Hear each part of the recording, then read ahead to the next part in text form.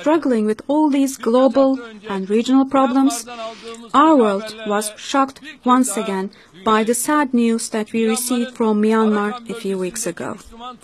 The Muslim community in the Rakhine region of Myanmar is being subjected to almost an ethnic cleansing with provocative terrorist acts used as a pretext. The villages of the Rohingya Muslims, who have already been living in extreme poverty and misery and deprived of their citizenship rights, are burned down as hundreds of thousands of people are forced to migrate from the region and the country. The camps in Bangladesh, to which the people migrating from the region are diverted, those camps are not in a position to fulfill even the minimum humanitarian needs. As it is the case in Syria, the international community has not given a good account of itself regarding the humanitarian plight which Rohingya Muslims have been exposed to.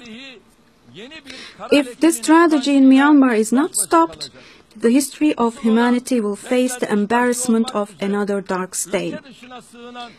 What is most important is to ensure that the Rohingya people who have taken refuge outside their country, especially in Bangladesh, maintain their lives in safety, peace and welfare on their own lands where they have lived for centuries. Turkey is endeavoring for the solution of this crisis as well. Recently, on the occasion of a meeting of OIC, the Organization of Islamic Cooperation, we held a special session on that matter in Astana, the capital of Kazakhstan, with the participating countries. My wife, my son, and our ministers who visited the camps in Bangladesh immediately after the latest crisis personally witnessed the humanitarian plight, and the clothing, food and other humanitarian aid was provided, and we are now looking into the second phase of such aid. We will today hold the meeting of the organization of the Islamic Cooperation Contact Group on Rohingya at the premises of the United Nations this afternoon, in fact. As I said, my wife, my son and our ministers and some other NGOs of Turkey went there. TİKA, which is the official aid organization of Turkey, went there for aid, and TİKA is the only officially aiding organization. AFAD, the Turkish Red Crescent and other NGOs, they continue their activities to deliver humanitarian aid to the Rakhine Muslims in Myanmar. If concerned countries provide the necessary means, we would like to continue our assistance activities in a more comprehensive way. And I discussed these issues with the Secretary General of the United Nations, His Excellency Antonio Guterres. We are now preparing ourselves for further steps.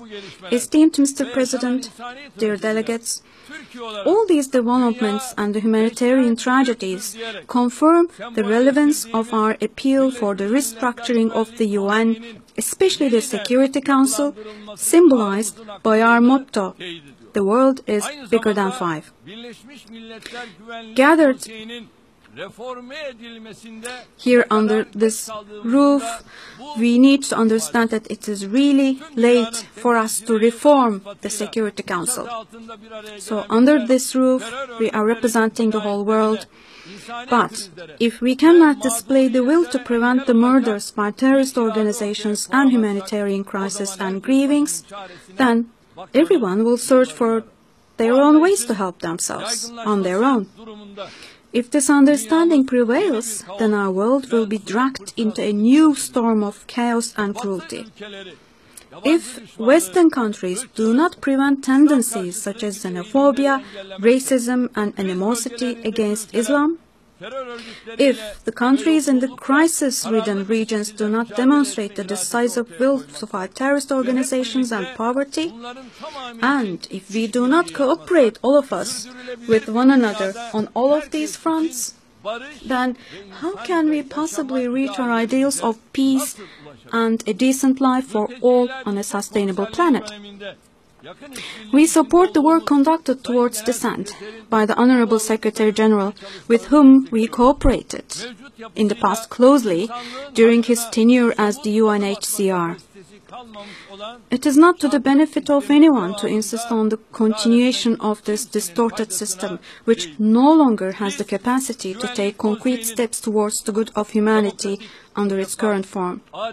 We want the UN Security Council to have a democratic, transparent, fair, and effective structure.